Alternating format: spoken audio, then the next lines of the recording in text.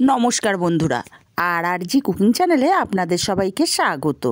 আজকে নিয়ে হাজির হয়ে গেলাম রুই মাছের একটা দুর্দান্ত রেসিপি নিয়ে। এই শীতকালে যদি এই রেসিপিটা মিস করেন তাহলে আফসোস থেকে যাবে। তো চলুন শুরু করা যাক। আমি এখানে 6 পিস রুই মাছ ভালো করে ধুয়ে জল ঝরিয়ে নিয়েছি। এখন এখানে দিয়ে দেব হাফ চামচ হলুদ, দেব হাফ চামচ লঙ্কার গুঁড়ো, এটা ঝাল লঙ্কার গুঁড়ো, আর স্বাদ মতো দেব লবণ, আর 1 চামচ তেল দিয়ে দেব। খুব ভালো করে মাছগুলো মাখিয়ে নিতে হবে মশলার সাথে। হাত দিয়ে ডলে ডলে দুই পাশে মশলাগুলোকে খুব ভালো করে মাখিয়ে নিতে হবে।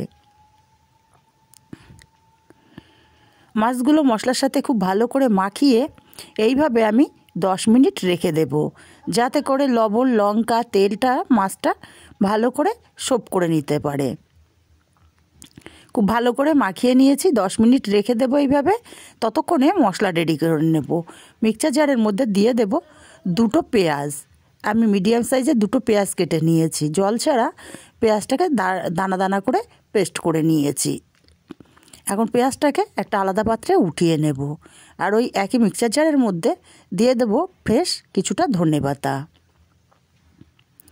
আর দেব এখানে 8-10টা রসুনের কোয়া, দেব 4-5টা কাঁচা লঙ্কা, আর দেব হাফ ইঞ্চি পরিমাণে আদা, দিয়ে দেবো 8-10টা গোলমরিচ। জল ছাড়া ভালো করে পেস্ট করে নেব। এদিকে মশলাটা রেডি হয়ে গেছে। আমি এখনও আর একটা মশলা রেডি করব। একটা বাটির মধ্যে নিয়ে নেব 2.5 চামচ টক দই,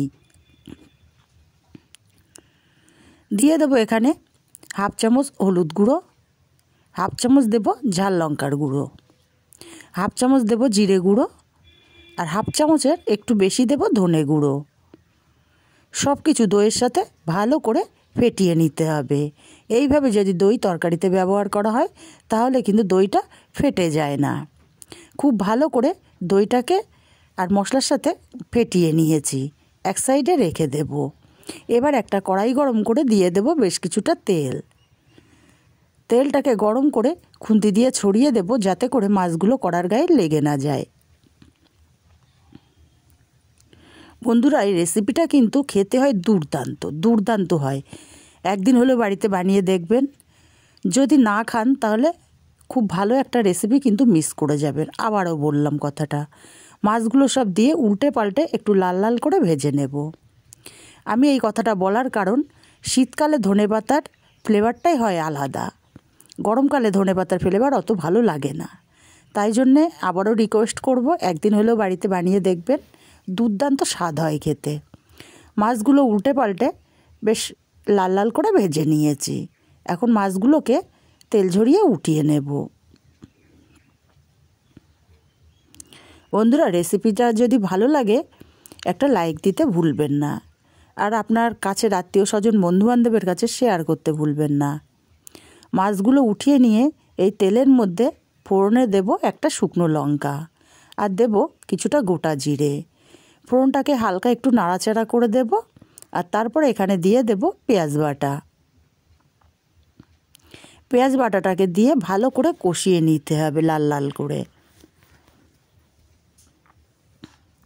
পেঁয়াজ বাটাটা দেখুন সুন্দর মতো কষানো হয়ে গেছে।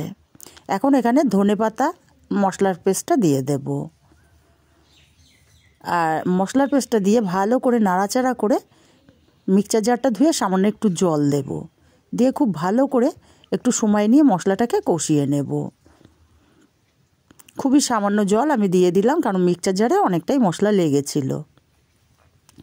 এবার মশলাটাকে কষিয়ে নেব এক্সট্রা জলটা শুকিয়ে তেল ছেড়ে দেওয়া পর্যন্ত। মশলাটা খুব ভালো করে কষিয়ে নিয়েছি। এখন এখানে দইয়ের মশলাটা দিয়ে দেব। দইয়ের মশলাটাকে দিয়ে একটু সময় নিয়ে কষিয়ে নেব।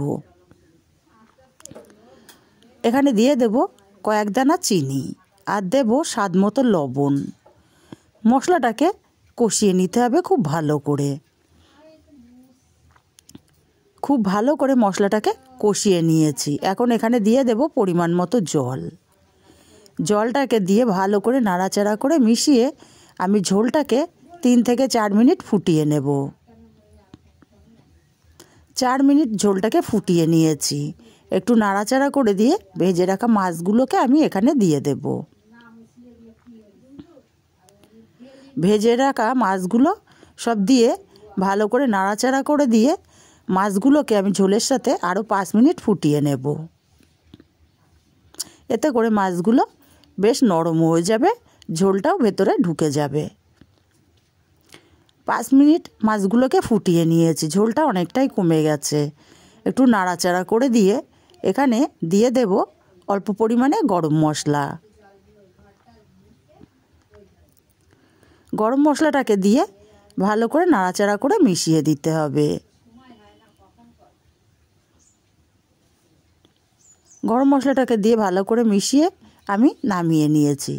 রেসিপিটা কেমন লাগলো কমেন্ট করে জানাতে ভুলবেন না। ভালো লাগলে কাছের আত্মীয় স্বজন বন্ধুবান্ধবের কাছে শেয়ার করতে ভুলবেন না। আর চ্যানেলটা সাবস্ক্রাইব করা না থাকলে অবশ্যই সাবস্ক্রাইব করে পাশে থাকবেন।